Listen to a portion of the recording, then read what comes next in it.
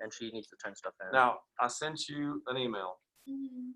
and the other email that I sent you that was the screenshot of the rubric and everything Yeah, else. it never popped up at all. Like nothing's working at all. Okay, come up here with your iPad.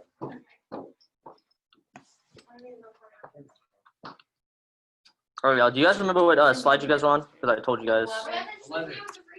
It's not. I said. Let me repeat what I said. I said we will finish the slide, and then we'll talk about CNN, and then you guys can do whatever you want during CNN when you're watching it. Second. Yeah, guys. On the last slide. No, you guys want 11? Okay, cool. Yeah, we have 2 more slides. I remember. Hey, good. I'm surprised. Yeah, me too. I'm not gonna cap. Yeah, I'm not gonna count. I'm not gonna cap on that one. I figured he was gonna forget that. Wow. They won't know explain. You know what's funny is my generation made that. Yeah. Yeah, like my age group. How old even are you? I'm only 23, man. You're 23. All right, so we're just gonna start a little bit right here. Hey, you two, stop. I like how you guys like touching each other, but you know, don't do that in class. Hey. All right, so we're on 11. All right, so where? Of course, it's not gonna work.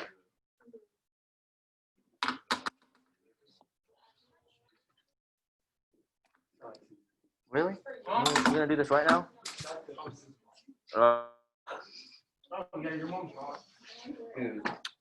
Can we not talk about that, please?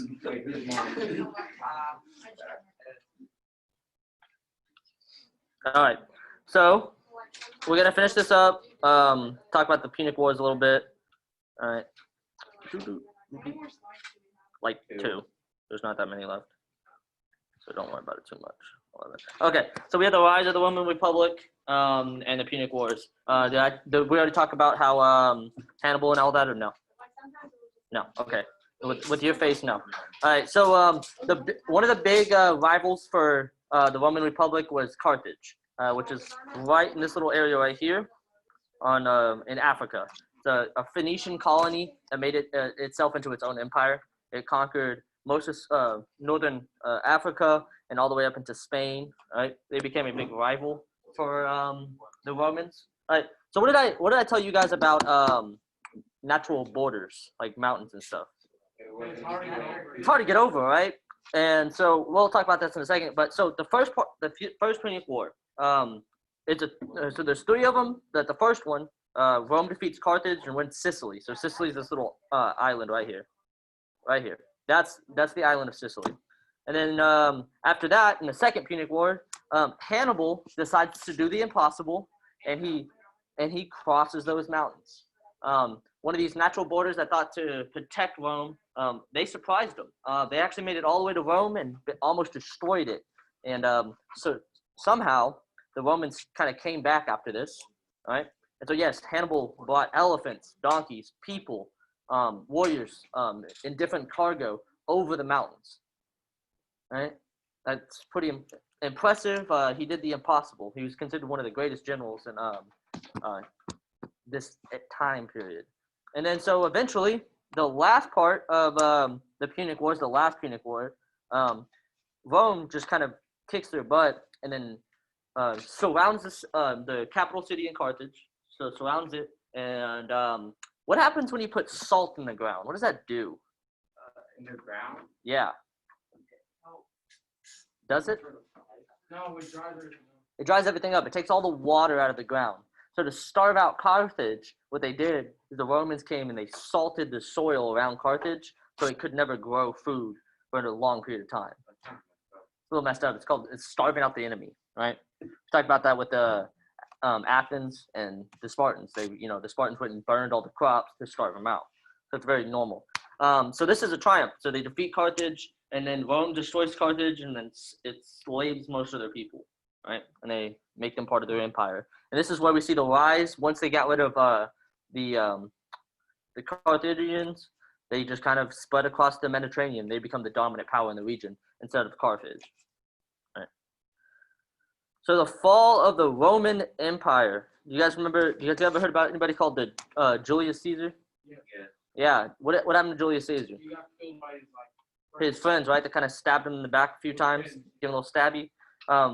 So yes, he was a military leader that was elected consul. Do you guys remember what consul is? We talked about yesterday. Right. The highest rank. Good. And so there's two of them. So there's Caesar, Crassus, and Pompey. Actually, Crassus was one of the he was one of the richest men in the world at the time, one of the richest Roman at the time, and they formed a triumvirate, which is like a group of 3 rulers. They had a lot of power, a lot of influence. Julius Caesar had a lot of popularity that he got through military conquest while he was destroying the Gauls, which is like in modern day France. He had a lot of conquest out in that area, expanded Roman territory, and he became very popular. And so Pompey feared that Caesar was going in too much power and decided to challenge him. So this is where we get the Roman Civil War in this age of the Republic.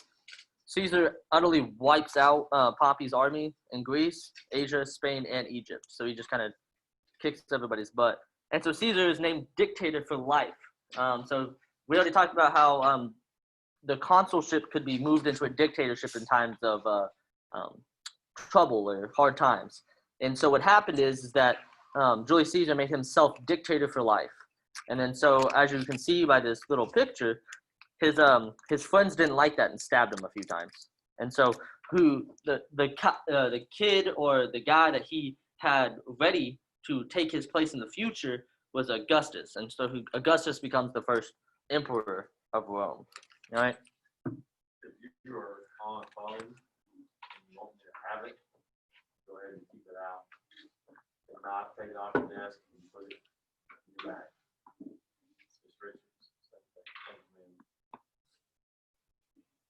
So after this one, it kind of kickstarts this thing called the Pax Romana. It's a period of relative peace throughout the Roman world. There was still conflicts, but they weren't major wars like we thought with the Punic War. It's mostly small skirmishes on the outskirts of the Roman Empire because that was a large area of land. You remember how I showed you that picture on Monday with the whole Roman Empire? I think that's really easy to keep under control. We have that much land, that much distance to cover. So what ended up happening is eventually Germanic raiders would start destroying small settlements and towns on the outskirts of the Roman Empire. Most of this is because they were spread too thin, they couldn't protect themselves, and there was always holes in their defenses.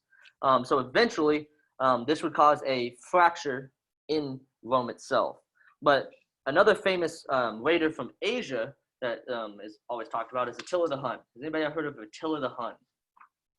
No? Do you guys ever watch Night at the Museum? You know the Attila the Hun. How he talks about Attila the Hun? That's Attila the Hun. And so he's famous for being brutal and conquering a lot of territory. He had almost one of the largest continuous land empires. Also, and we'll see later on it's somebody else, the Mongolian hordes. And so Attila the Hun united the Huns in about 440. He plundered 70 cities in the east and then attacked Rome in 452. But famine and disease within his army causes no victory for him. But eventually, the Roman Empire, through financial problems, the rise of Christianity, the breakdown of common society, it broke into. You remember that show, that little map I showed you with all the fractured little small states and empires and kingdoms that showed up. Just remember that, like, there was a bunch of little small ones, the Visigoths, and those. And so eventually, Rome would fall because it couldn't support such a large empire. And so we get the breakdown through Germanic raiders, and then the only Roman people that are together is the Byzantines. And so that's the last we see of the Roman Empire. All right. Any questions? No. All right, that's it from me on that. And then we're gonna watch some CNN for y'all. So that's pretty much the gist of this day. Okay.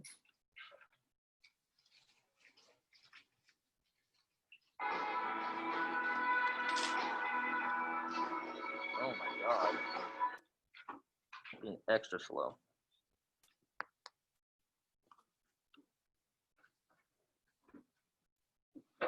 Before we start, does anybody need to take their test? Still, the unit test that we had. Anybody need to take their unit test? Like last Tuesday, that unit test. You know that one that we took? No, you don't remember? Anyways, I was just making sure. I didn't know if anybody didn't take it or not.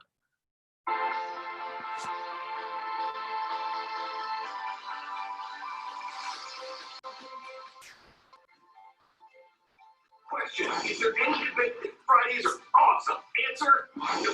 The debates are the subject of today's first report on CNN 10, and we're thankful to have you watching. I'm Carl Azusa outside the CNN Center.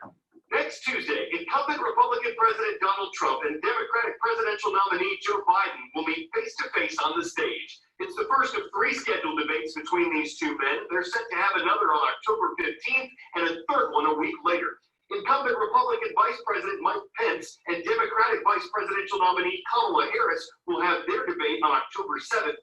These events each last an hour and a half. There are no commercial breaks. There are opportunities for the candidates to respond to each other and for the debate moderators to steer the discussion.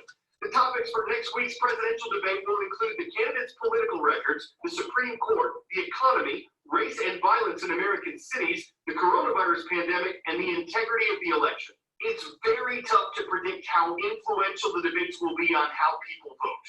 But to ensure they're organized, relevant, and fair to the candidates, a nonprofit, nonpartisan group was created to oversee the events. The Commission on Presidential Debates was established in the late 1980s. Since that time, TV debates have been a permanent part of every U.S. election, but the first ones date back even further.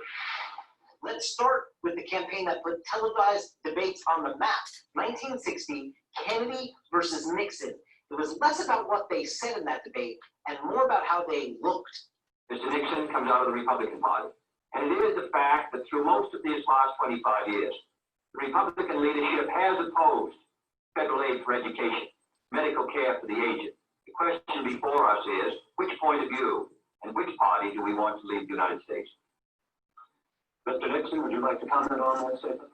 I have no comment. You know, it's the old saying that folks that heard that debate on the radio thought Nixon won. Folks that watched it on television thought Kennedy won because Nixon was sweating and Kennedy was looking debonair. And so it sort of like defined how powerful television was for presidential politics going forward. Right, and no doubt, it's true how TV was going to become such a powerful force in politics, and how people were going to start getting their news from television, especially when it came to politics. You know, we talk a lot about being stylistic, right? This was the stylistic debate, right? Ever since, it's been thus that we score these debates style and substance, right? Which is sad. You know, in many ways, I can feel the pain that Ronald Reagan felt as being an old guy, especially in this business where there's a lot of young folks. But it was in 1984 where Ronald Reagan diffused the whole idea that he was too old to be president. Let's take a listen to this. I will not make age an issue of this campaign. I am not going to exploit for political purposes my opponent's youth and inexperience.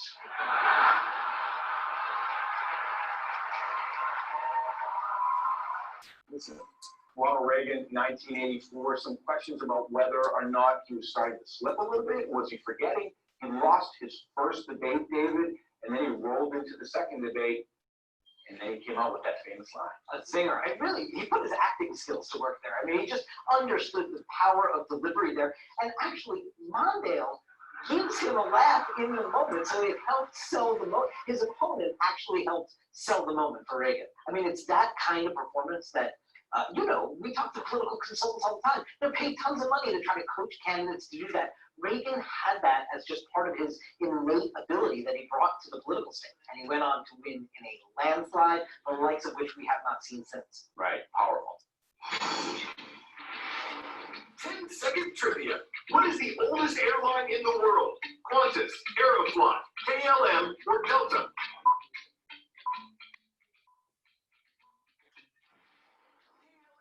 Dutch Airlines was founded in 1919, making it the world's oldest airline.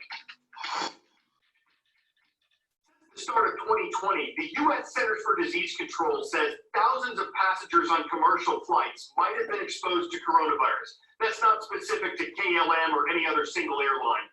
The CDC says it was made aware that on 1,600 flights between January and August, someone on board may have had COVID-19. And that means almost 11,000 passengers could have been exposed, according to the health agency, because they were sitting within a 6-foot range of the disease carrier. This doesn't mean that all these people actually caught coronavirus, and the CDC says its information is not complete. The airline industry says flying is safe, and that it's requiring masks, extensive cleaning, and limited passenger interaction to help keep it that way. But as CNN 10 contributor Chris James reports, flying does look a lot different, as U.S. airlines operate with only 30% of the travelers they had last year at this time. Chris. Hey, Carl, as you well know, because of our jobs as reporters, we often have to travel to the biggest stories, which means typically a lot of time spent on airplanes. Now, I've been traveling much less than normal, but I have had to fly several times since the pandemic began. And I want to tell you a little bit about what it's like taking to the skies during the age of COVID. First of all, and the biggest change, it's empty. When I was walking through this terminal in New York at 2 p.m., it felt more like 2 a.m. Wild to see what used to be such a crowded space feel so lonely. And on this flight, I was one of about 10 passengers. Usually you'd be lucky to even get an empty seat next to you. Now, you're very well likely to get an entire row to yourself. Millions of people around the world are terrified to fly due to coronavirus concerns. Just this past Tuesday in the US, under 550,000 people were screened by TSA. 1 year ago, on that same day, the number was over 2 million. And even people who'd like to fly internationally can't because of all those border closures. But get this, there are some people who miss flying so much that they're actually paying to get on a plane that takes them nowhere. Qantas Airlines decided to offer a sightseeing-only flight in Australia, which sold out in 10 minutes. I don't know if I'd go that far, but to be honest, I do kind of miss flying all the time. The weirdest thing for me right now isn't the whole wearing the mask thing. It's the overall anxiety throughout the process, and the fact that you can't even tell if your fellow passenger is smiling, which is why I did give my flight attendants plenty of thumbs up. Back to you, Carl. We are 5 weeks and a day from Halloween. It's on a Saturday this year. And as far as traditions are concerned, the U.S. Centers for Disease Control says many of them should be avoided out of concerns over the spread of coronavirus. So none of this, according to health officials.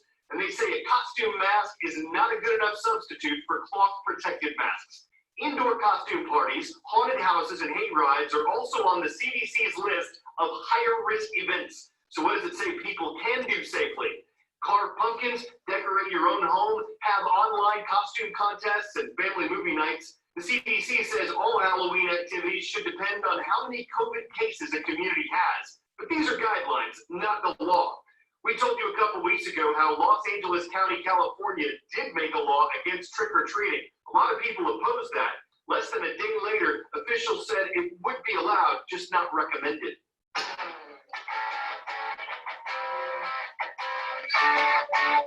For 10 out of 10 today, when horses fly. This is a horse. Her name is Lola. Is she a show horse? Lola recently fell down a 60-foot ravine in California, and because the terrain around her was so steep, she couldn't be walked out. So rescuers with the Orange County Fire Authority came in to help. They sedated her, hooked her up to a harness, and Lola took flight. Thanks to their efforts, she was safely reunited with her owner.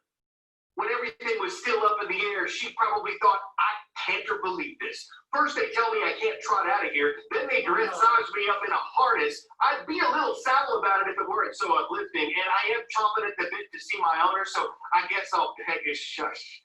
I'm Carl Azouz, horsing around on CNN 10. Fond du Lac High School, we are fond of you in Fond du Lac, Wisconsin, and we hope everyone watching worldwide has a wonderful weekend ahead. I hate this man.